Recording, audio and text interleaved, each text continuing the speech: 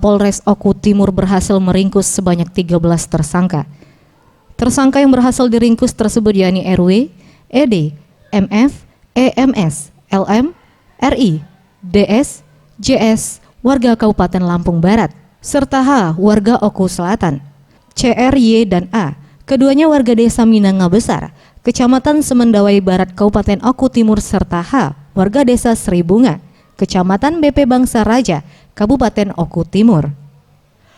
Kapolres Oku Timur AKBP Erlintang Jaya mengatakan, selain berhasil meringkus ke-13 tersangka tersebut, polisi juga berhasil menyita barang bukti berupa sabu-sabu sebanyak 126,96 gram dan ganja 15,16 gram dari 13 tersangka yang berhasil diringkus. Satu terpaksa ditembak mati, yakni TAW, warga desa Tanjung Agung Batu Raja Barat, Kabupaten Oku. Ada beberapa kasus, ya.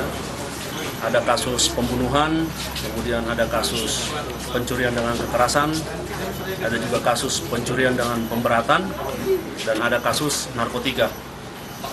Jadi ini tangkapan kita 1 bulan terakhir kemarin, barulah hari ini kita melakukan rilis dari beberapa kasus yang sudah kita amankan.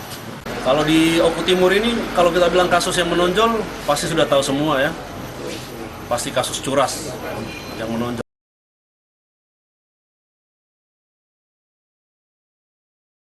Tim Liputan, Sriwijaya TV.